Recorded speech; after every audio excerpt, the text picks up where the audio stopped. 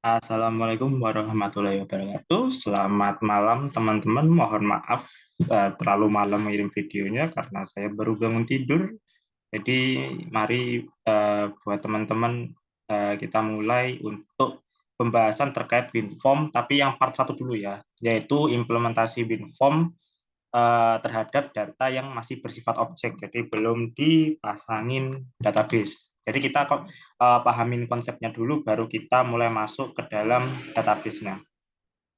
Nah, jadi sesuai permintaan dosen, ya, beliau meminta supaya diajarkan untuk OOP pada WinForm, OOP-nya pada WinForm itu dengan arsitektur MVC gitu ya. Nah, apa itu MVC? Sebenarnya kalau di WinForm sendiri MVC-nya itu tidak kelihatan ya, yang kelihatan itu cuma M sama apa kalau bilang codingan formnya, yang mana itu include lah ya, C sama V-nya itu jadi satu, kita anggap itu. Nah, jadi MVC itu ya secara garis besar, ini aku langsung contohin MVC secara umum. Nah, misalkan aku ini aja ya, aku kurangin. Nah, oke, di sini ada model, terus di sini ada controller, mana nih? Nggak bisa ngetik. Oke, controller, terus ada view.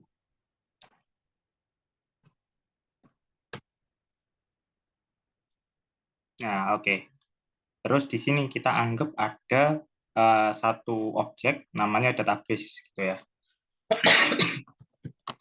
Database. Oke, semoga kelihatan. Ya, besar ya. Nah, jadi apa itu MVC? MVC itu adalah sebuah arsitektur dalam pengembangan software di mana konsep utamanya itu adalah memisahkan antara logika dengan tampilan. Maksudnya apa? Biasanya kalau teman-teman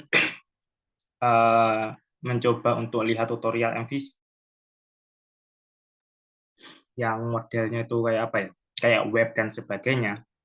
Itu kan kalau tutorial paling dasar itu misalkan di dalam view atau tampilan, kode tampilan ya, misalkan pakai HTML atau apa.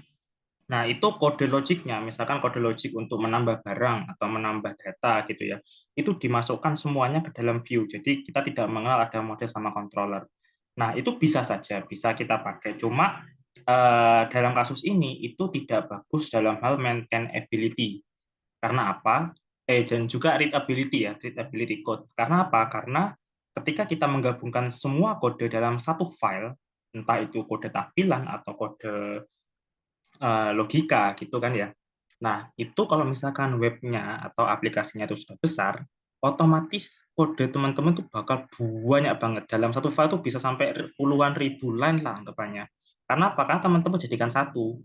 Bayangin dalam satu halaman itu dia punya banyak logik gitu ya.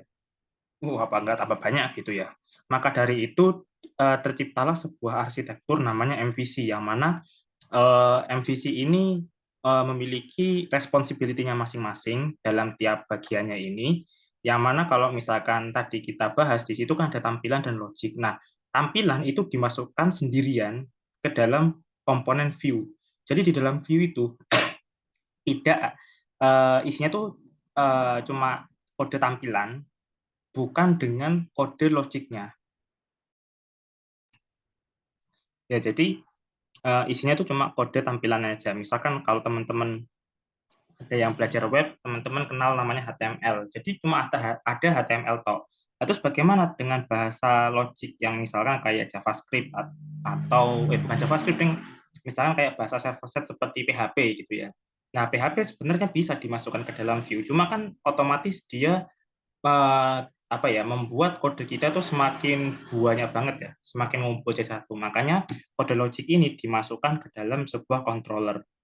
Nah, di dalam pembuatan aplikasi, kita pasti tidak lepas dari yang namanya database. Ya, kecuali kalau teman-teman nyoba bikin IoT, IoT pun juga mungkin perlu database ya. Atau mungkin aplikasi-aplikasi lain, itu ya butuh database semua. Nah, maka dari itu eh, apa dalam controller itu juga kita harus pisahkan lagi. Karena apa? Karena ketika kita membuat kode, itu kita bisa aja memasukkan kode untuk komunikasi ke dalam komunikasi antara aplikasi dengan database itu ke dalam controller. Tetapi itu juga sama aja mirip kayak masukkan controller ke dalam view atau logic dalam view. Konsepnya sama aja, yang mana membuat kode teman-teman itu apa ya responsibility-nya kurang jelas gitu ya. Dan juga kode teman-teman juga bakal banyak banget nantinya. Nah, maka dari itu ada komponen satu lagi yang memang fokusnya itu dipakai untuk berhubungan atau berkomunikasi dengan database yang namanya adalah model di sini ya. Nah, jadi semua komponen ini itu saling membutuhkan atau dependen gitu ya. Jadi model ini nanti dipakai oleh controller untuk menghasilkan hasil dari logiknya lalu dikirim ke tampilan.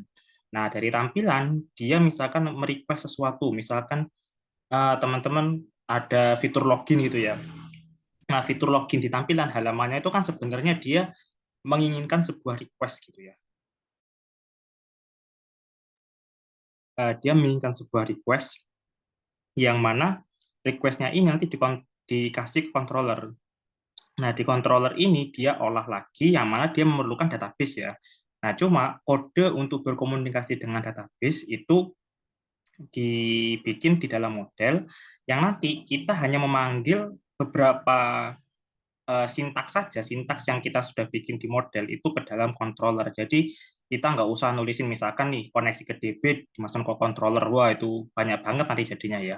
Maka dari itu biasanya koneksi ke database itu dipasang di model, lalu untuk pemasangan query itu ya dipasang di model. Jadi di sini ada implementasi OOP. Jadi MVC itu merupakan implementasi dari OOP itu sendiri.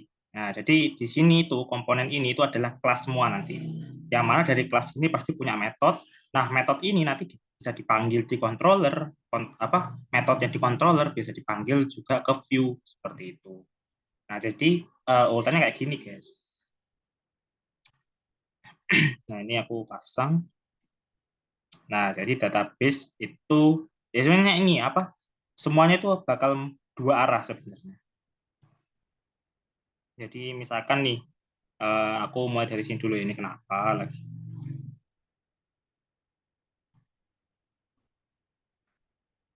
Nah, oke.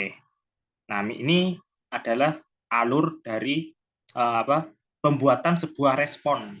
Jadi yang namanya request itu ada respon. Kalian minta apa, pasti ada kembaliannya. Nah, ini adalah respon. Nah, cuma bagaimana alur yang request ya? Alur yang request tinggal dibalik aja.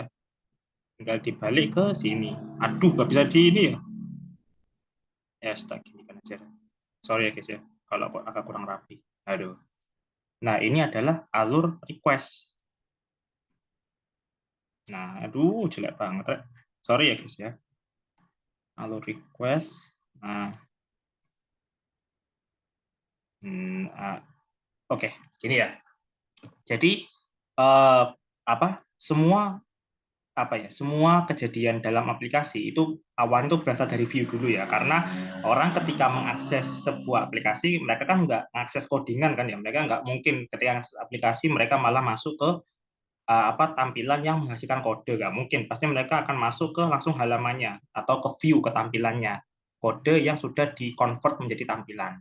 Nah, ketika user sudah masuk ke tampilan, mereka pasti ada interaksi. Misalkan ada interaksi button, ada interaksi dengan fitur-fitur yang ada. Misalkan ada fitur untuk pencarian. Nah, itu kan si user pasti bakal ini ya, secara tidak sadar dia itu akan melakukan permintaan gitu, melakukan permintaan kepada aplikasinya. Jadi misalkan ya aku ya website atau aplikasi, aku minta tolong carikan sebuah produk yang mana carikan sebuah produk dengan nama misalkan PS5 gitu ya. Nah, kita itu membawa sesuatu yang disebut dengan request biasanya. Ini aku bikin ini dulu ya. Sorry guys, batu guys. Nah, kita membawa request dengan makna requestnya mencari produk dengan nama PS5. Sorry, PS5. Gini kan ya. Ini kita kecilkan aja biar nggak terlalu makan tempat. Nah, ini kita pasang di sini. Nah, nanti request-nya ini itu bakal diolah ke controller. Nah, maksudnya diolah ke controller itu apa? Jadi request-nya nanti itu bakal dipasangin logic sedemikian rupa. Jadi nanti di dalam controller ini itu dia bakal berkomunikasi dengan database, cuma tidak secara langsung, tetapi dia berkomunikasi itu lewat model dulu. Ya bukan model ya, kayak apa? Dia meminta sebuah metode yang sudah kita sediakan di dalam model, yang memang fungsinya itu untuk mencari data berdasarkan apa kalau bilang berdasarkan nama gitu ya. Nah, untuk query dan sebagainya itu tidak dimasukkan ke dalam controller, tetapi query-nya itu dipasang di model. Jadi nanti kita bakal bikin sebuah metode namanya misalkan get by name gitu ya. Get by name, lalu di bawahnya kan pasti kita bikin query kan ya. Nah, bikin query-nya itu dipasangnya itu di model ini. Nah, nanti apa ya kalau bilang ini kita tulis lagi mengolah request dengan meminta apa bilang meminta data dari database, tetapi ini kepanjangan, sorry ya guys ya, tetapi tidak secara langsung, melainkan memakai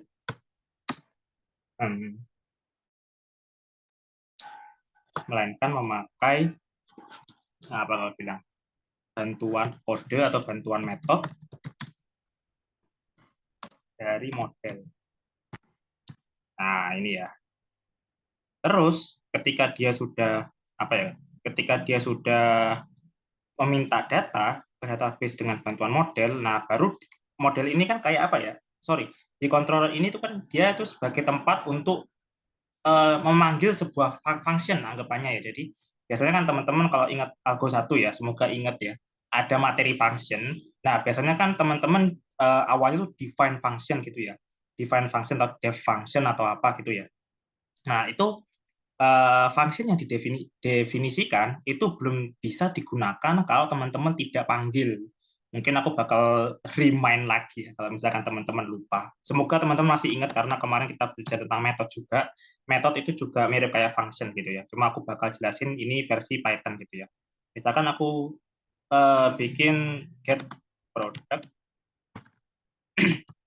by name. Misalkan aku juga perlu parameter misalkan nama. Nah, sorry, ini kenapa teksnya ini. Nah, baru di dalamnya itu isinya adalah query. Misalkan select all from products where ya ini semoga teman-teman ingat juga ya materi database ya karena itu materi penting banget. Kita juga akhirnya collab antara pemrograman dengan basis data. Jadi jangan sampai lupa query-query apalagi tentang join itu ya. Join itu sering banget dipakai. Terus juga kalau teman-teman mau belajar lebih dalam terkait basis data, teman-teman bisa belajar pemrogramannya juga, pemrograman SQL, ada subjoin, ada apa lagi, ada if-else-nya juga, bahasa basis data gitu ya. Nah, kembali ke topik, misalkan select nama by nama, atau kita bedakan ya antara parameter dengan kolom dari produknya. Nah, ini def get product by name, terus dia minta parameter name, terus di sini aku tuliskan query-nya. Nah, ini kan sudah jadi sebenarnya si function-nya, cuma permasalahannya kita nggak bisa memakai ini secara langsung. Jadi untuk pemasangan query ini tuh dia tuh terletak di dalam model. Sebentar ya. Nah, aku langsung pindahkan ke sini ya. Jadi setara dengan komponennya, bukan setara dengan tanda panahnya. Jadi di sini tuh ada function get product by name. Nah, nanti get product by name ini kita panggil ke dalam controller. Itu. Jadi kita langsung bikin di sini misalkan get product by name. Terus di sini ada tulisan PS5 yang parameternya itu otomatis keisi dari view-nya gitu. Nanti view itu pasti membawa data ya, jangan Jangan bingung. Jadi ini kenapa kok tiba-tiba parameternya bisa tahu PS5, karena di dalam view itu kita juga bisa mengirimkan sebuah data. Maka dari itu pemrograman backend ini agak seru karena dia bisa saling berkomunikasi data gitu ya. Baik itu dari biasanya tampilan tok gitu ya, kode biasa, tapi dia juga bisa mengirimkan sebuah data ke dalam request-nya. Jadi request-nya ini itu membawa data yang datanya ini dipasang ke dalam apa kalau bilang function yang dipanggil gitu ya. Jadi kita define function-nya itu di model query-nya, lalu kita panggil ke dalam controller gitu. Nah, kode query ini itu dipasang di model itu biar merapikan kode saja juga. Jadi kode query itu bisa dimasukkan controller bisa aja, cuma kodenya nanti bakal nggak rapi, nggak bisa dibaca karena apa? Karena terlalu panjang nantinya, terlalu kompleks. Nah, jadi dengan adanya model view controller ini, di sini sudah kelihatan jelas terkait pembagian tugas tiap-tiap komponen. Jadi jangan sampai teman-teman ketika bikin sebuah aplikasi itu semuanya dicampur dalam satu file gitu. Oke, kita lanjut dulu ya. Jadi setelah controller ini, dia kan akan mengelola request ya, dengan meminta data dari database, tetapi tidak secara langsung, melainkan memakai bantuan metode dari model ya. Salah satunya ini misalkan aku bikin get product by name, lalu kita panggil get product by name. Nah, ketika kita apa menjalankan ini, maka kan pasti programnya akan berjalan kan ya, akan menjalankan sebuah query yang di sini gitu, yang kita definisikan di dalam model. Nah, ketika kita menjalankan sebuah query, pastilah di dalamnya tuh kita ada yang namanya query connection, yang mana query connection ini menghubungkan supaya query kita itu bisa terhubung dengan database gitu. Nah, jadi aku bisa bilang di sini ketika get product by dipanggil, maka apa kalau bilang, maka kirim data ke dalam model. Nah, gitu. Nah, kenapa kok aku bisa bilang kirim data ke dalam model? Ya, ini aku bakal review kembali terkait sebuah keyword namanya return. Jadi, ketika kita menjalankan sebuah query, itu ada output yang diberikan, biasanya berupa objek. Nah, tinggal kita bikin lagi di bawahnya setelah select, yaitu misalkan ini aku masukkan ke dalam variabel gitu ya, misalkan variabel result atau hasil sama dengan jalankan query ini, lalu kita return hasilnya. Return hasil. Nah, maka di sini aku bisa bilang ketika sudah dipanggil maka kirim data ke dalam model. Maka bukan kirim data ke dalam model, maka jalankan query. Jalankan query untuk mengambil data gitu ya. Nah, oke. Nah, terus setelah query sukses, database memberikan data ke aplikasi atau model di sini ya, berupa objek. Ya, objek itu berarti teman-teman harus ingat ya, objek ini tuh apa ya? Kadang ini ketika teman-teman belajar OP itu apa ya? Pemahaman tentang objek itu bisa bervariasi ya. Ada objek yang hasil dari kelas, instance kelas, atau juga objek yang mirip kayak JavaScript atau mirip kayak dictionary yang di Python itu ya, yang mana diawali dengan ini, apa ya, kurung kurawal. Nah, sorry kurang besar, aku besarin. Objek yang dikirim mirip sama dictionary Python atau objek JavaScript. Ya, teman-teman kalau baca JavaScript pasti tahu lah ya objek itu mirip kayak gimana. Oke, ini aku pindahkan juga, aku kecilin biar kelihatan jelas. Nah ini ya, aku kasih sebuah note bahwa objek yang dikirim itu bentuknya mirip kayak dictionary di Python ya. Teman-teman tinggal refresh mind sendiri ya terkait dictionary itu bentuknya kayak gimana. Nah, objek yang dikirim itu dari database itu berupa ini, berupa data dictionary, lalu kan dia disimpan ke dalam model karena apa? Karena dari return hasilnya ini kan dia disimpan ke dalam variabel, lalu kita kembalikan hasilnya. Nah, ketika si get product by name ini dipanggil, maka di controller ini juga pasti bakal memiliki data yang kita dapat dari database gitu. Jadi tanda panah ini apa ya?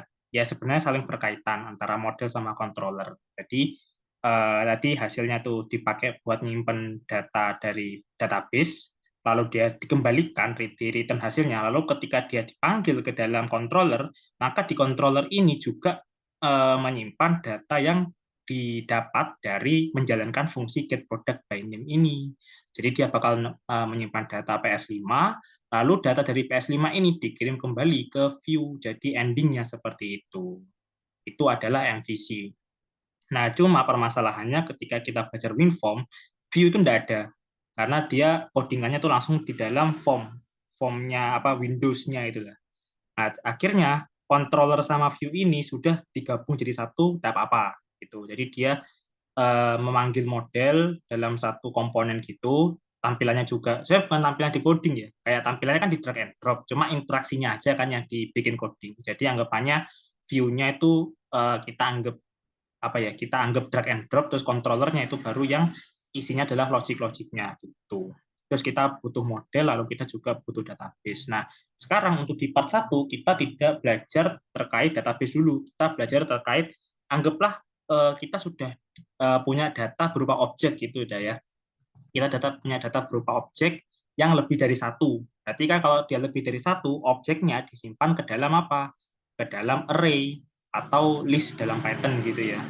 Jadi di dalam list ada objek seperti itu. Kita anggap modelnya seperti ini karena memang database ini pasti kembaliannya seperti itu. Kalau misalnya kita select all tanpa memberikan sebuah where gitu.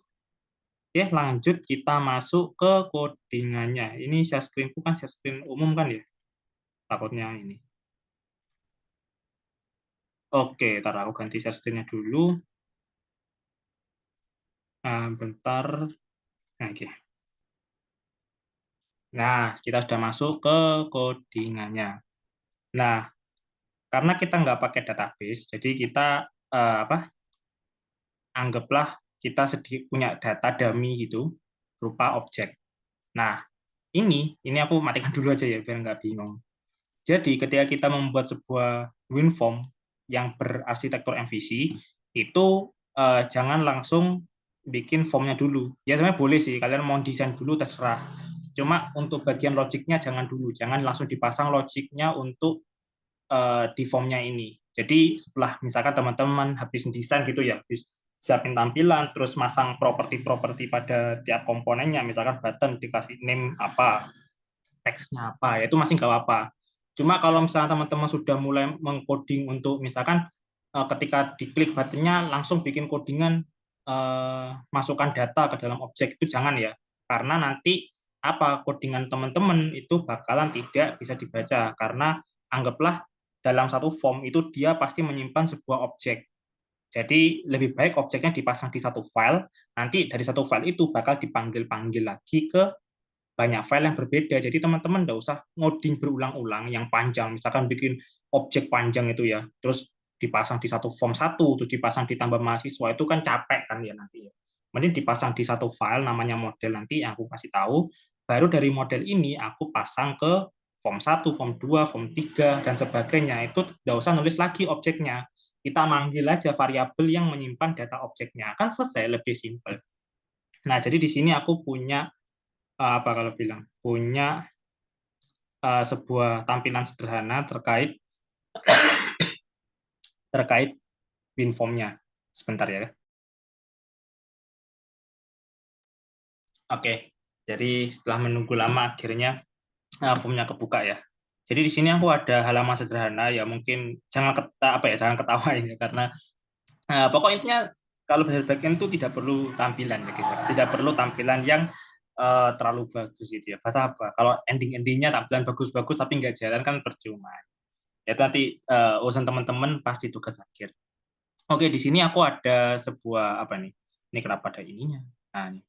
aku punya sebuah form yang mana di dalam form ini, form utama ini ya, form utama ini dia ada button tambah data, lalu ada data grid view. Nah, data grid view ini apa? Data grid view ini adalah komponen dari toolbox untuk menampilkan data-data yang kita bikin atau mungkin data-data yang sudah ada di dalam database. Jadi dia mirip kayak table gitu ya, tempat untuk menampung tabel.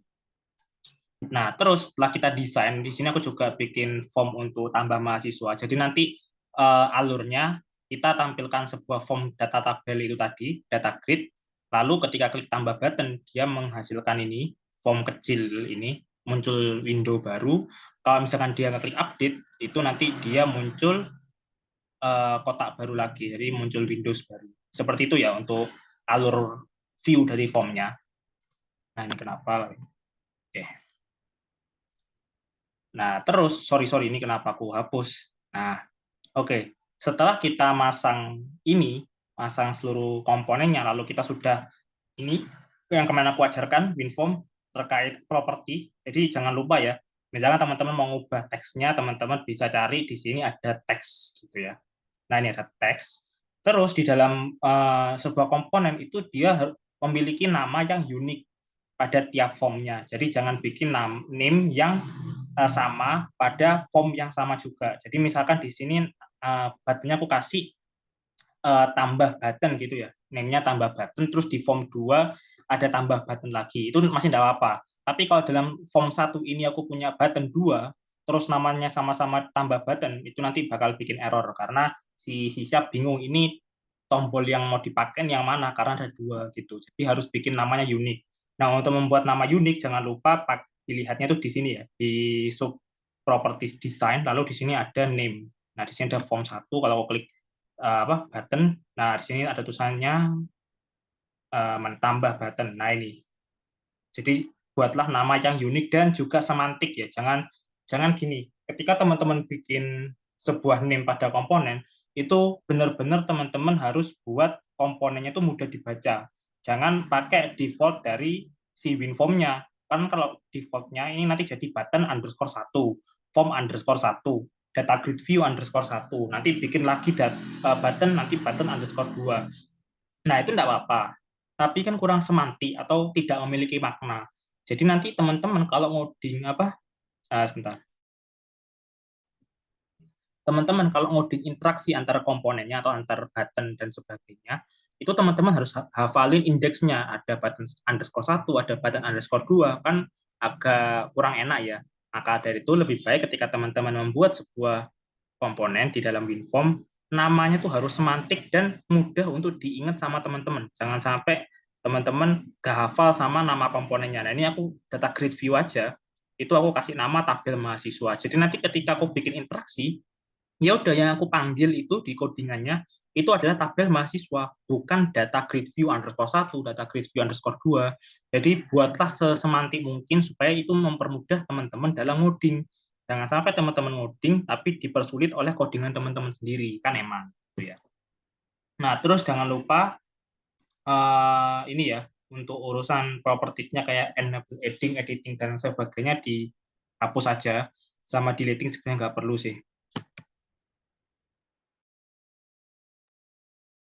Oke, ini kenapa ini? Apa ini? Descender provider file. Oh, biarkan aja dulu ya. Tak pasang ini apa. Aku juga baru dapat ini.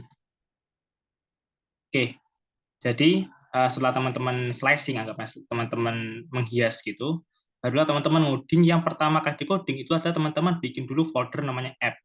Ya sebenarnya nggak harus sih.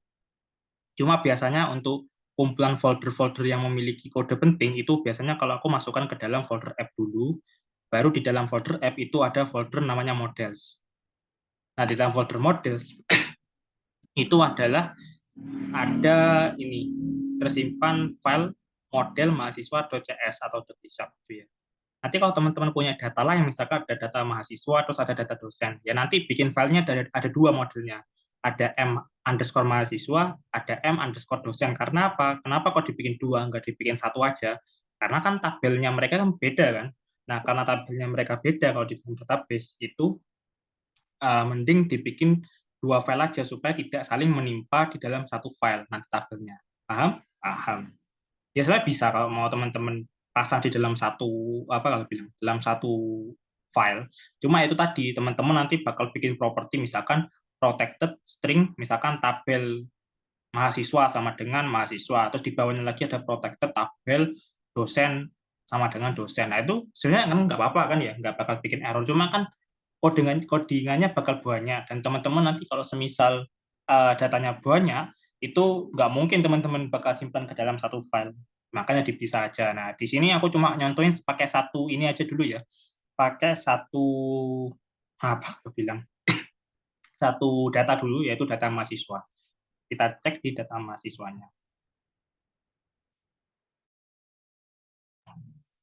Nah jadi apa itu model di dalam bahasa pemrograman? Ya tadi sesuai dengan apa yang kita sudah pahami di dalam papan tulis di Canva. Jadi model itu adalah letak kode yang fungsinya untuk berkomunikasi dengan database. Nah, berhubung kita belum pakai database, ini kita sediakan dulu namanya ini. Kita bikin variabel bertipe data list dengan apa? Dengan menggunakan mahasiswa, rule-nya itu pakai mahasiswa, lalu kita isi dengan data ini, data dummy sendiri. Gitu. Nah, di dalam model mahasiswa itu selain dia tersimpan koneksi, misalkan ya koneksi terhadap database dan sebagainya, dia juga kalau di dalam C# ini itu memiliki sebuah baris code atau sebuah komponen. Ini aku sebut komponen dulu ya. Sebuah komponen kode yang mendefinisikan objeknya. Maksudnya mendefinisikan objek itu kayak gimana, Mas? Kayak gini. Jadi di dalam tabel, misalkan bayangkan aja kalian ada database. Di dalam database itu kan ada kolom, ada table. Misalnya table mahasiswa. Di dalam table itu ada kolom. Misalkan ada kolom nama, kolom ID pertama. Terus dia ada kolom nama, ada kolom NIM, ada kolom prodi gitu ya. Nah, kolom-kolom itu kita definisikan ke dalam model. Yang mana di dalam model itu kita memberikan sebuah rule atau mendefinisikan secara lebih terperinci terkait misalkan tipe data dari kolomnya. Misalkan kan integer itu kan integer. ID itu kan sifatnya kayak angka gitu kan ya. Dia primary key dan harus unik. Maka kita bisa bikin pakai integer. Cuma kan karena di sini ada big in harusnya sih. Cuma aku pakai integer dulu aja. Lalu di sini ada tanda tanya. Nah, apa maksud dari tanda tanya ini? Nah, maksud dari tanda tanya ini itu artinya adalah si properti ini itu bisa aja tidak mengandung nilai atau bisa kita bilang bahwa dia memiliki rules nullable. Jadi ketika kita masukkan data, biasanya kan teman-teman kalau misalkan masukkan data ke dalam database yang primary key-nya sudah di-define ke dalam ID misalkan gitu ya, kolom ID, itu kan teman-teman pas ngisi data insert value, itu kan teman-teman nggak usah masukkan data ID, misalkan ID 1, terus koma, nah, misalkan namanya siapa, NIM-nya berapa, prodinya apa, itu kan nggak usah. Teman-teman nggak usah masukin ID, tapi teman-teman langsung aja masukin nama, NIM, prodi. Nah, ID-nya itu bakal di auto generate dari database-nya. Maka dari itu kita kan karena tidak membawa data ID, maka kita bisa bikin integernya ini itu memiliki sifat nullable seperti itu. Di sini makanya aku kasih tanda tanya. Jadi tanda tanya itu adalah nullable ya di dalam pemrograman C#. Nah, terus ada rules-nya lagi. Jadi ada get set, ada getter setter. Jadi jangan lupa tentang materi getter setter. Lalu berikutnya itu adalah nama, yang mana aturannya nama itu harus string, tidak boleh integer dan sebagainya. Nah, ada NIM juga, dia string, terus prodi sama sama kayak NIM ya, dia sifatnya string. Jadi di sini tuh kayak apa ya? Kita mendefinisikan mendefinisikan objek yang bakal kita terima. Jadi ketika kodenya ini dijalankan itu ada rules-rules yang harus kita pasang, harus kita patuhi ketika nanti misalkan kita masang data ke dalam si ininya, ke dalam variabelnya. Jadi di sini kan kayak data utama anggapannya. Data utama, terus kan kalau misalkan kita mau nambah data kan kita maunya ketika nambah data barunya itu masuk ke ini, data mahasiswa ini, data utamanya. Nah, tapi dengan adanya pendefinisian seperti ini, maka data yang dimasukkan ke dalam variabel, ke dalam objek ini, array of object, jadi ini sebenarnya array of object ya. Nah, itu bisa semakin valid. Jadi ada validatornya gitu, tidak boleh diisi sembarangan. misalkan ID diisi random string, itu nggak bisa karena kita sudah define bahwa dia itu adalah integer, dan karena nullable jadi is okay sih sebenarnya gitu. Cuma fokusnya seperti itu. Jadi ketika di model kita mendefinisikan objek apa yang bakal kita terima dan aturan-aturan apa ketika kita akan memodifikasi objek yang sudah kita miliki sebelumnya. Seperti itu, teman-teman. Kalau misalkan teman-teman bingung, masih bisa diulang-ulang karena sifatnya ini kan video. Gitu. Nah, baru di bawahnya ini aku bikin sebuah variabel data mahasiswa, sifatnya private dan static supaya aku apa ya, nggak usah bikin objek lah gitu intinya ya. Yang mana dia tipe datanya itu adalah sebuah list yang isi di dalam listnya itu adalah model mahasiswa. Nah, kenapa kok bisa ada kayak gini, ada list terus di dalamnya ada model mahasiswa? Maksudnya itu adalah ketika kita membuat sebuah list, kan buat listnya di C# itu agak agak ketat juga ya. Jadi di dalam list kalau di Python itu data yang dimasukkan itu bisa beraneka ragam tipe data. Nah, tetapi ketika kita berhadapan dengan codingan yang strongly type ya kayak Java, C#, C++, dan sebagainya, dia itu harus didefinisikan tipe data yang bakal masuk ke dalam ke dalam objeknya atau ke dalam listnya seperti itu. Nah, cuma permasalahannya kan kita inginnya adalah dia juga bisa menerima seluruh apa ya? Dia juga bisa menerima banyak tipe data. Karena apa? Karena di sini ID aku bikin dia integer. Terus nama aku bikin string, sisanya string semua. Nah, kalau misalkan aku tulis di sini list, terus di dalamnya itu adalah string, itu otomatis si ID-nya itu bakal error karena aku pasti ketika masukkan data baru ke dalam data mahasiswa, ID-nya aku bikin numerik atau dibikin integer. Padahal di dalam aturan listnya itu haruslah string semua. Jadi nanti ID ku harus tak kasih petik 2. Nah, itu kan kurang bagus. Nah, jadi anggapannya di sini tuh seperti rules, seperti strongly type-nya gitu. Tipe data yang harus ada, yang harus dimiliki oleh listnya.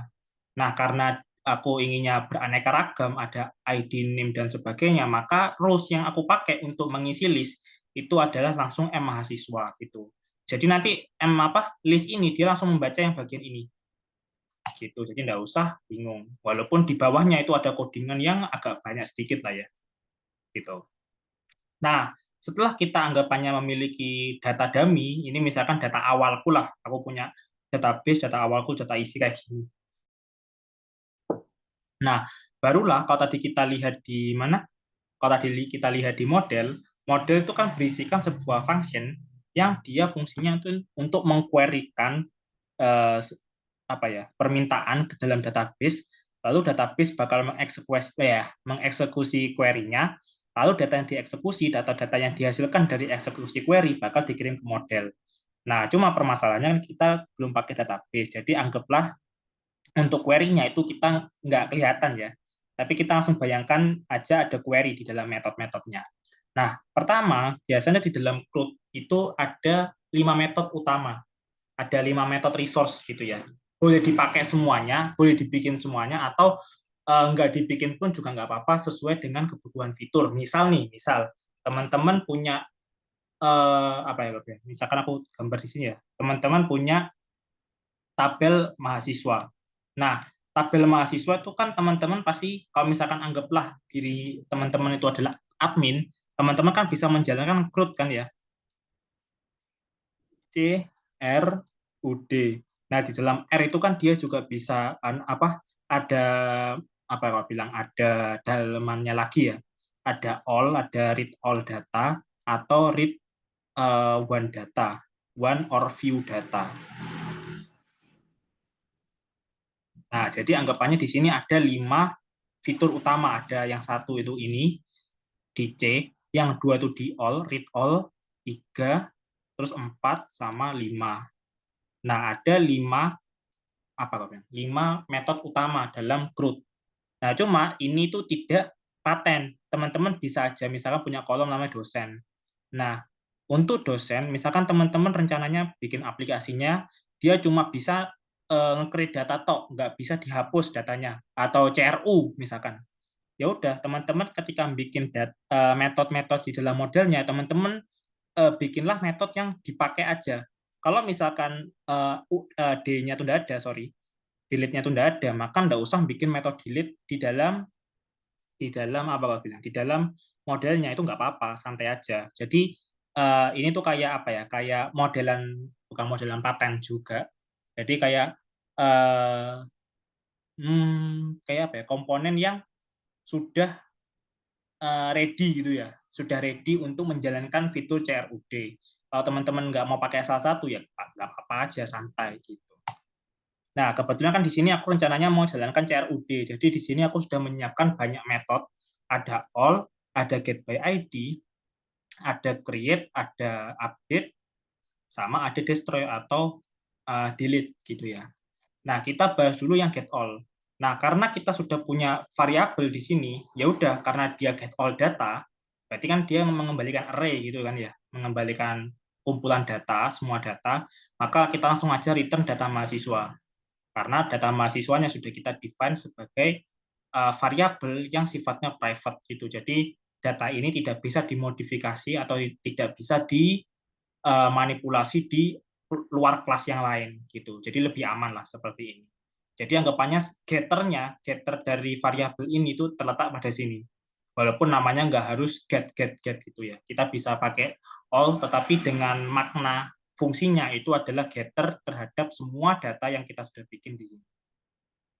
Nah, lalu berikutnya adalah get by ID. Nah, tadi kan kayak R itu kan terbagi menjadi dua ya, ada all sama get one or view data.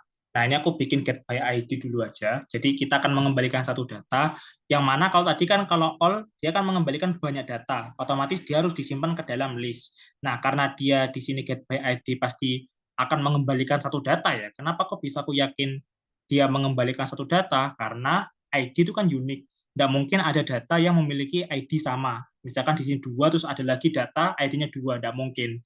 Jadi isi dari kembalian dari get by ID itu adalah langsung mahasiswa aja, model mahasiswa. Nggak usah kasih list lagi, karena dia cuma dapat satu data. Nah, di bawahnya ini aku panggil data mahasiswa. Jadi kan kalau ini kan mereturn semua data mahasiswa. Kalau di sini aku juga ngambil data mahasiswa, tetapi aku tambahkan metode bawaan dari siapa ini? Dari sysapnya langsung. Jadi teman-teman nggak usah download lagi, nggak usah pakai nugget dan sebagainya. Itu ada namanya first or default.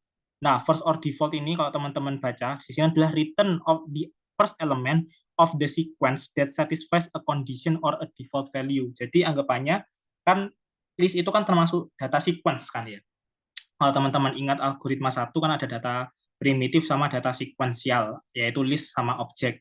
Nah, first or default ini dia akan mengembalikan elemen intinya ya dalam sebuah sequence, dalam sebuah data tipe sequence yang kondisinya itu memenuhi dari apa yang kita masukkan ke dalam parameternya, yang memenuhi kondisi or a default value if no such element is found gitu. Jadi dia bisa mengembalikan data default kalau misalkan datanya memang nggak ada. Tapi intinya first or default ini itu dipakai untuk mencari objek. Kita nggak bilang list lagi ya kan, di dalamnya kan kita masuknya. Kita akan mencari objek yang ID-nya. Jadi di sini aku bikin apa ya? Di sini ada kayak row function. Jadi di sini adalah parameter sementara, parameter yang isinya itu adalah data ini, seluruh data ini. Lalu dibikinlah sebuah perulangan sebenarnya. Jadi codingan ini itu secara tidak langsung kayak jalanin perulangan. Yang mana kita akan membandingkan ID yang di sini, jadi di looping ID yang ini, ID 1, ID 2, apakah sama dengan ID yang ada di parameternya. Jadi kita nanti ketika manggil get by ID, kita juga membawa parameter nanti di sini. Nanti kalau misalkan ada, misalkan, oh ada nih, ada apa kau bilang, ada data mahasiswa dengan ID 2, dan yang minta, user yang minta datanya itu juga minta data yang ID-nya 2. Jadi gitu, ini 2 masuk ke sini, lalu MID itu berdasarkan ini. Seperti itu. Nah, lalu di sini ada create. Nah, kalau create ini berarti ya tahu lah ya fungsinya untuk menambah data. Di sini dia memasukkan parameter nama name prodi. Jadi nanti ketika manggil function create itu teman-teman harus masukkan data yang teman-teman dapat dari WinForm-nya.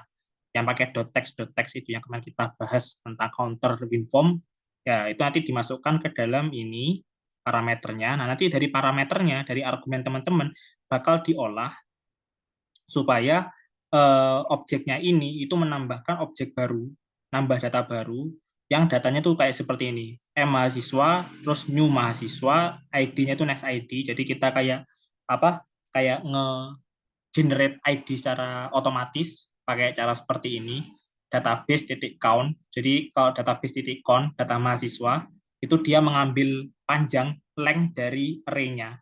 Ini kan ada 2 array, maka nanti ID berikutnya itu panjangnya ditambah 1. Berarti nanti kalau ada data baru, nanti di sini ID-nya jadi 3. Karena apa? Karena panjangnya 2, length-nya 2 ditambah 1. Lalu nanti hasil dari penjumlahannya dimasukkan ke dalam objek, diikuti dengan objek-objek lainnya, misalkan dan nama, NIM, yang nilainya dapat dari argumen di sini. Lalu teman-teman pasang ditambah ke dalam add new mahasiswa. Nah, karena dia tidak mengembalikan apa-apa, maka jalankan void. Kan kita kan nggak perlu ngasih apa-apa. Kalau misalkan teman-teman mau ngembaliin, misalkan pesan, data berhasil diubah, nah itu teman-teman bisa pakai fitur yang ada di view-nya saja, yang ada di WinForm-nya aja, nggak usah dipasang di sini. Itu. Lalu berikutnya ada destroy. Nah, destroy itu kan kalau teman-teman ingat tentang konsep root, kan dia kan ini memerlukan ID kan ya. Jadi nggak mungkin kita ketika menjalankan destroy terus kita nggak ngasih ID itu nggak mungkin. Karena apa? Ending-endingnya nanti teman-teman bakal menghapus semua data. Kan nggak mau kan ya.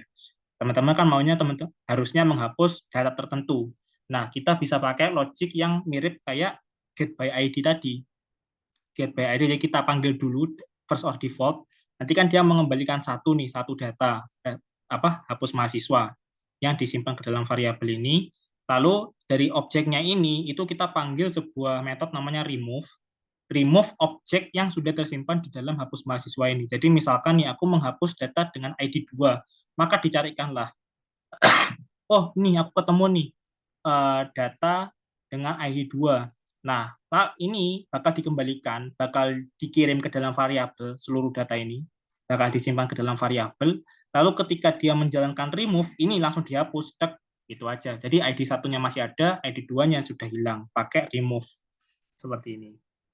Lalu berikutnya ada update. Nah, kalau update juga sama ya, dia juga perlu ID. Jadi teman-teman tidak mungkin ketika update langsung update semua data, pasti kan data tertentu. Jadi teman-teman get by ID dulu. Sebenarnya aku bisa aja sih pakai get by ID ya. Ini aku bisa pakai apa ya bilang. Cuma aku agak lupa cara manggil data statik gimana. Pokok intinya kita juga bisa langsung panggil ini aja, get by ID ke dalam function yang di bawahnya di sini.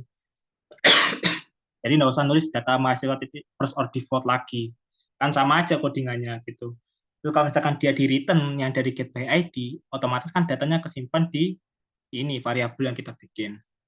Nah, lalu kita cek kalau misalkan tidak sama dengan nol, misalkan ketika kita manggil terus kita cari datanya dia ada, maka baru jalankan update-nya di sini. Gitu. Jadi ini apa? Dia mengupdate-nya itu berdasarkan data yang sudah kita dapat dari mahasiswa to update ini. Gitu. Jadi bukan pakai data mahasiswa lagi. Nah, kalau data mahasiswa lagi kan dia masalahnya adalah array. Bingung nanti gimana cara modifikasi data di dalamnya. Ya, jadi kita ambil aja data dari ini, satu data yang kita dapat dari first or default, misalkan kayak data ini, tok. Jadi seperti itu untuk model. Jadi ada 5 metode ya. Ada 1, all, 2, get by ID, create, destroy, sama update. Nah, baru sekarang kita masuk ke codingan dari form-nya, WinForm-nya. Ini kita klik kanan. Terus kalau misalkan teman-teman mau lihat kodenya, ini ada view code. Kita bisa klik. Nah, di sini ada view code. Nah, kalau teman-teman ingat, di sini itu kan ada kolom ya, ada data grid view. Nah, data grid view ini harus kita ketika form 1 ini keluar, di load, maka kita harus menjalankan perintah beberapa perintah ketika halamannya ini baru saja di run gitu. Nah, kalau teman-teman ingat karakteristik itu terdapat pada constructor. Jadi konstruktor itu kan fungsi yang dijalankan ketika metode itu dijalankan. Metode itu dijalankan. Ketika objeknya atau kelasnya itu dijalankan lewat objek. Nah, maka dari itu, ketika teman-teman menginisialize desain, kayak menjalankan atau ngeran aplikasinya, itu teman-teman bakal menjalankan yang pertama itu adalah ini, public form 1, yang mana dia akan menginisialize komponen. Jadi, ketika teman-teman aplikasinya itu sudah keren, itu kan tampilannya bakal kebuka semua, yaitu hasil dari initialize komponen. Nah, setelah kita initialize komponen, kita harus ingat bahwa di sini ada data grid. Nah, kita nggak mau ketika data grid ini kita run, atau aplikasi form 1 ini kita run, itu data gridnya masih kosong. Nah, maka dari itu, sekalian dia menginisialize komponen, kita juga sekalian mengisi data dari data grid view-nya. Gitu. Nah, maka dari itu, di dalam public form 1 ini, kita nggak cuma ngasih inisialize komponen, kita nggak cuma kode ini toh, tapi kita tambahkan ke dalam si data grid view-nya dengan cara seperti ini. Tabel mahasiswa titik data source. Jadi untuk ngisi data itu kita bisa pakai property atau objek yang namanya data source. Dari data grid view itu pasti sudah ada. Teman-teman nggak usah bingung instalasinya gimana, ini sintaksnya dari mana. Tinggal ikutin aja sintaksnya, ini data source. Terus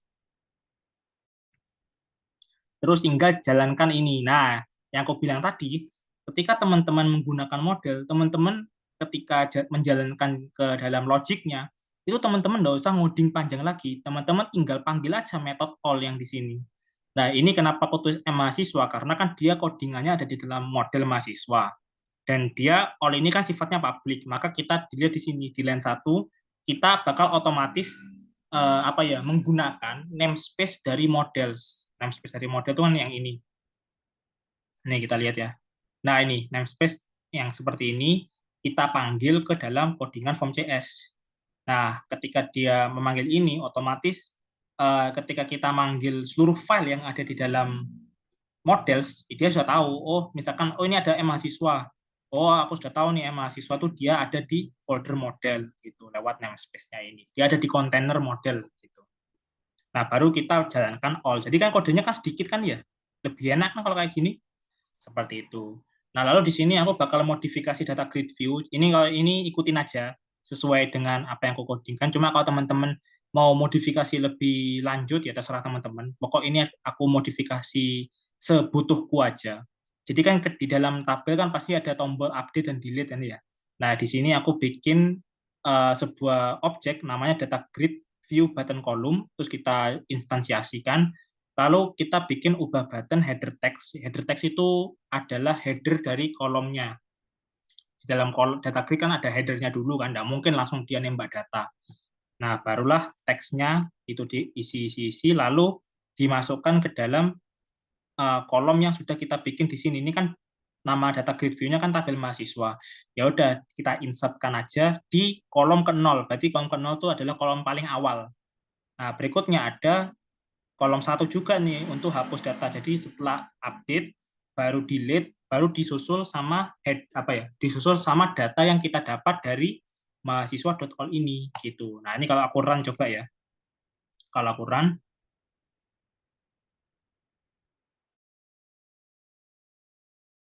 oke. Nah, ini sudah muncul ya.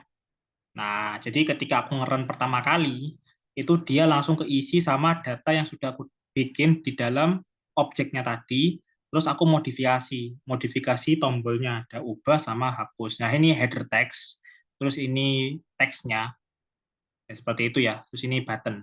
Karena kita menggunakan kelas namanya button di sini. Nah, ini, data grid view button column. Makanya dia bisa tahu, ini adalah tombol update gitu ya. Nah, lalu di sini kita juga lihat ada di bawahnya itu ada interaksi ketika tambah button itu diklik. Tambah button itu yang mana? Tambah button itu yang ini. Nah, kalau ini diklik, kalau kita lihat di codingannya, kalau ini diklik, maka kita lihat di sini. Ini using-nya nanti dulu aja, kita bahas belakangan. Kenapa kok aku pakai using di sini? Nah, jadi kita fokus yang di sini line 31. Di sini aku kalau teman-teman ingat kan pernah ngajarin ya interaksi untuk mengopen membuka form yang lain gitu ya. Apa Pak bilang? Form yang beda gitu. Caranya adalah kita bikin objeknya dulu, baru kita panggil show dialog ini, show dialog untuk membuka formnya. Nah, kalau kita lihat sebentar. Oke, jadi tadi show dialog fungsi itu ya untuk menampilkan data baru. Nah, ini menunjukkan form baru. Nah, terus kita akan berpindah langsung ke form tambah mahasiswa. Jadi kita nggak akan menyelesaikan dulu ya, ini nanti data mahasiswanya. Kita lihat dulu form yang ada di dalam form mahasiswa. Oh ya, ini kemarin teman-teman ada yang bilang, ada yang tanya ke aku juga tentang ada error could not copy log apa kalau bilang ya log data dan sebagainya itu karena aplikasi teman-teman nggak teman-teman tutup di close, jadi harus di close dulu semua baru ngeran lagi. Jangan pas aplikasinya masih jalan teman-teman klik run gitu, karena ini bakal otomatis nyala lagi nanti kalau misalkan teman-teman run gitu. Jadi kita cek di view code. Nah, di view code kalau teman-teman lihat tadi di desainnya itu kan ada input box ya, ada nama, name sama ini combo box yang kayak select drop down gitu lah ya. Nah, terus kita lihat codingannya. Nah, codingnya cuma simple kayak gini toh. Jadi kita akan interaksinya itu di ketika button simpannya ini diklik. Nah, ini aku kasih nama apa nih? Tombol simpan. Ya udah kita kasih event tombol simpan underscore klik. Terus kita akan simpan data-datanya kita ke dalam var nama ini, ke dalam variabel. Lalu kita tambahkan datanya di sini. Apa kalau bilang kita panggil lagi metode yang kita sudah bikin tadi. Kan kita sudah bikin create ya, kita sudah define function create. Ya udah kita tinggal panggil lagi. Ada using name-nya lagi nih, using namespace. Seperti itu. Makanya kan kalau kayak gini kan enak, teman-teman bisa baca, bisa paham alurnya. Biar nanti logik yang di dalamnya ini itu ada di model mahasiswa. Gitu kan, kalau gini kan apa ya? Ada istilah namanya solid single apa tuh terus responsibility lah kayak gitu. Nah, habis teman-teman nambah data, biasanya kan ada interaksi nih, ada interaksi misalkan ada button lagi, sorry bukan ada button ya, ada Windows lagi yang kayak ngasih tahu bahwa data berhasil disimpan. Nah, itu teman-teman bisa menggunakan suatu objek, sebuah kelas sebenarnya ya, dia kelas terus ini manggil static method ya. Namanya adalah message box, tetapi teman-teman apa ya agak kocak juga karena ketika teman-teman define variabel di sini tipe data variabelnya itu adalah dialog result atau kelas dialog result.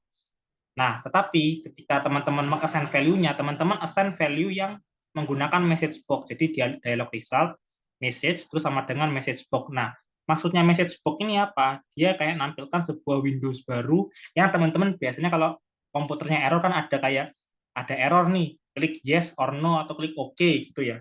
Nah, tombol itu atau form seperti itu dibentuk melalui kayak gini, message box show yang mana ada 3 parameter di sini.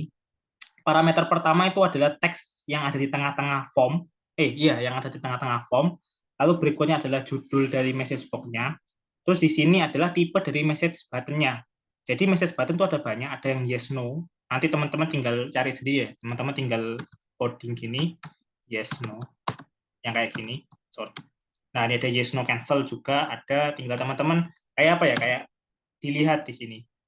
Ini aku pakai kontrol spasi ya buat nampilin snippetnya. Nah, di sini ada banyak, ada OK, OK cancel dan sebagainya. Gitu. Nah, terus eh, hasil interaksi yang dari button ini itu bakal disimpan ke dalam variabel message. Terus kita bakal bandingkan jika user klik OK, misalkan di sini message-nya dia OK, terus dibandingkan lagi sama dengan dialog result OK, maka kita akan tutup form tambah mahasiswa. Lalu kita akan balik ke form 1. Aduh, sorry. Mana form 1? Nah, ini. Nah, ketika teman-teman lihat di sini tuh kita akan kayak apa ya? Merefresh sebuah data grid view yang tadi kita sudah bikin.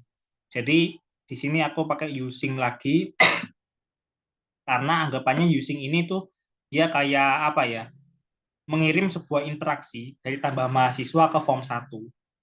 Terus setelah teman-teman menjalankan this OK, Jadi anggapannya codingannya teman-teman yang ditambah mahasiswa itu ada di dalam form 1, cuma nggak kelihatan. Jadi pakai using ini kayak anggap aja inheritance lah ya. Nah, terus setelah teman-teman klik OK tadi, kan diakhiri dengan klik OK tadi ya, terus ada disclose, jadi form satunya dimatikan. Nah, lalu data grid-nya itu di refresh, tapi refresh-nya agak manual ya di sini ya. Caranya tabel mahasiswa data source-nya dinulkan dulu, dikosongin, terus diambil lagi, di-get lagi dengan data source yang baru gitu. Jadi tadi kan nambahkan satu data di objek yang kita buat di model, lalu kita get all lagi seperti itu. Nah, kalau kita lihat di sini,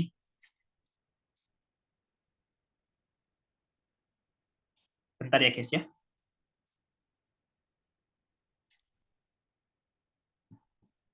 Waduh, lama sekali. Oke, sudah jalan. Nah, ini ya. Misalkan aku tambah data, misalkan aku tambah Faris, NIM-nya 2124, 203, misalkan dia teknologi informasi. Kita klik. Nah, ini adalah hasil dari message box tadi. Message box show itu kayak gini nanti hasilnya. Nah, tadi kan kita ada perbandingan nih, ada if else-nya lah ya. If dialog result sama dengan OK, yang message-nya itu OK. Kalau misalnya kita klik ini, berarti dia nyimpen OK gitu ya. Kalau misalkan dia OK-nya itu sama dengan dialog result OK, nah maka codingan yang di sini itu kan akan berakhir sekaligus dia akan memutakhirkan data baru. Nah, kalau di PPT kan bahasanya memutakhirkan ya, anggapannya dia kayak merefresh datanya. Nah, sekarang kita dapat data baru nih, data Faris, kayak di refresh gitu lah anggapannya. Jadi ini penting ya using, karena ini kayak apa ya, kayak dia memanggil interaksi yang ada di tambah mahasiswa ke dalam form 1, lalu setelah selesai, dia interaksi yang sudah kita dapat dari tambah mahasiswa dipakai untuk menjalankan tombol ini, codingan seperti ini. Jadi seperti itu ya caranya ya. Nah, lalu berikutnya di sini tuh kan ada update sama delete ya. Nah, tapi update dan delete ini kan apa ya? Dia harus menyimpan indeks. Jadi indeks itu yang ID seperti ini, cuma apa? Kita apa kalau bilang ya? Nggak nggak berpatokan sama ID-nya, tapi kita patokan sama indeks yang ada di row yang di sini. Nah, maksudnya row index itu kayak gimana? Jadi kan di sini ada row dengan indeks 0, ada row dengan indeks 1, row dengan indeks 2. Tapi kalau di sini kita mulai dari 1 ya. Kenapa? Karena 0 itu ada di sini. Ini 0.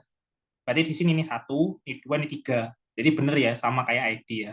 Nah, kalau misalkan kita ngirim data tadi itu kan di update itu kan kita perlu parameter ID kan ya. Nah, untuk mendapatkan parameter ID, kita bisa pakai dari apa kau bilang?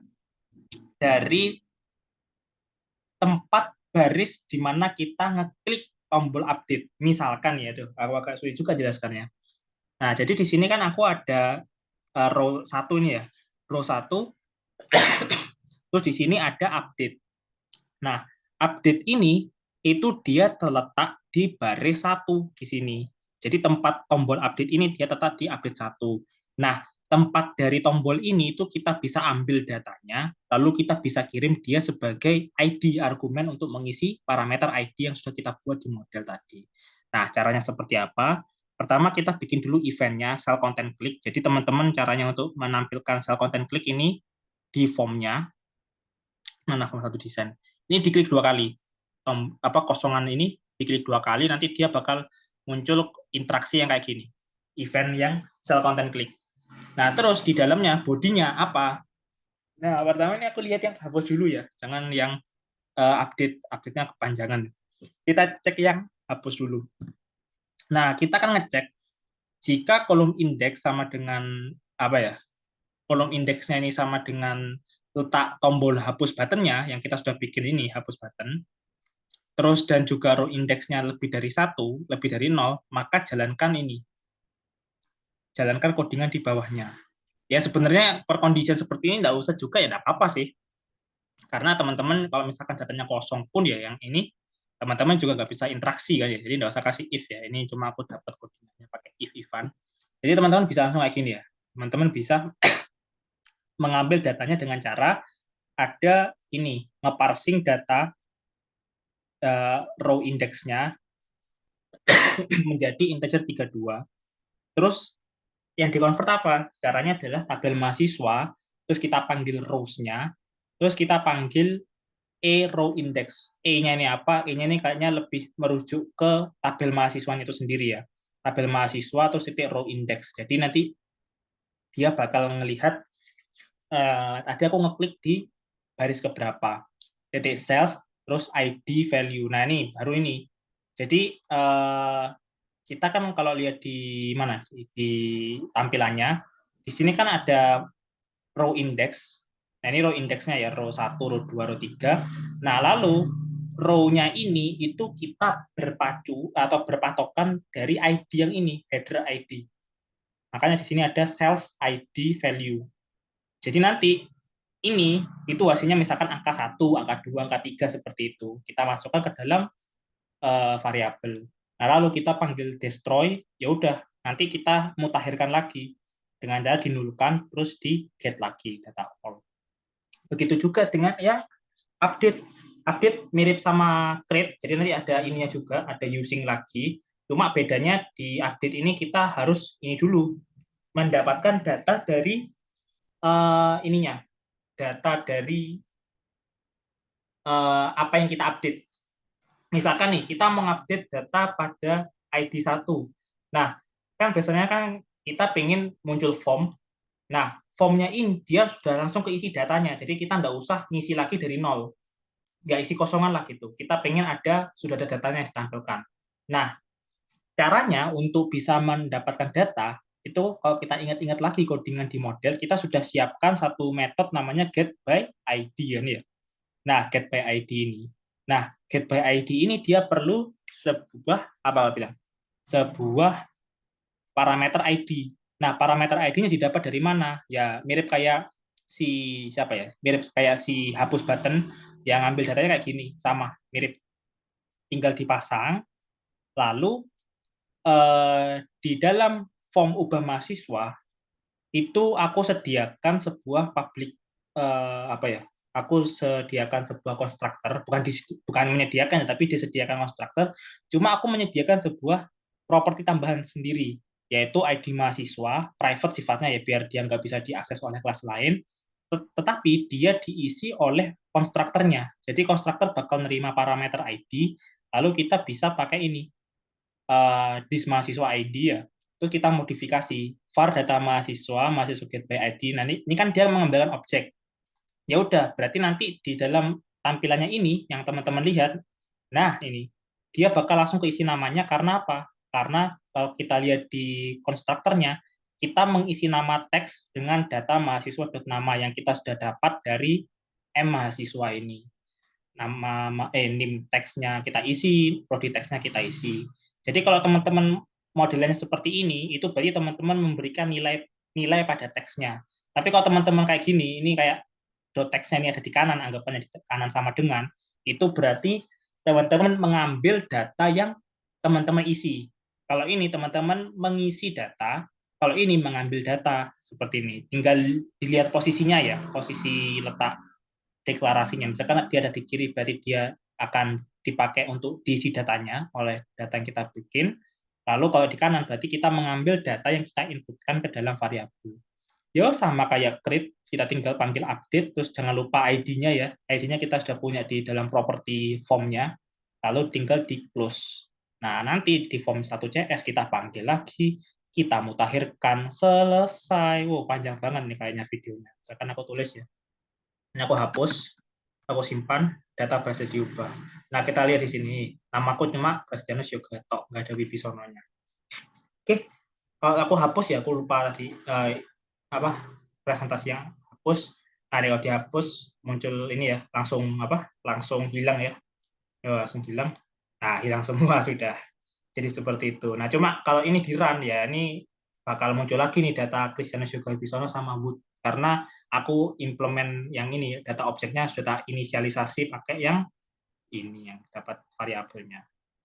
Oke, sekian dari saya terkait penjelasan WinForm part 1, mungkin agak panjang, tetapi kalau misalkan teman-teman sudah paham tentang konsep model dan controller view-nya, udah nanti teman-teman masuk ke database, teman-teman cuma mahamin DB konteks. Jadi kalau kayak gini kan sebenarnya kita gabungkan antara pendefinisian atribut, properti objek dengan metode-metodenya. Nah, kalau di database nanti kita mengenal sama DB konteks. Nah, DB konteks nanti isinya apa? Isinya itu adalah koneksi ke database dan juga kita tinggal mindahkan ini kode apa ya, codingan metodenya kita ke dalam DB konteks. Jadi model tuh isinya cuma ini aja, properti atau pendefinisian objek yang bakal kita olah nanti dari database. Jadi seperti itu. Semoga teman-teman paham. Mohon maaf apabila dalam penyampaian banyak sekali kesalahan, baik dalam tutur kata dan sebagainya. Terima kasih atas perhatiannya. Wassalamualaikum warahmatullahi wabarakatuh. Selamat malam, teman-teman.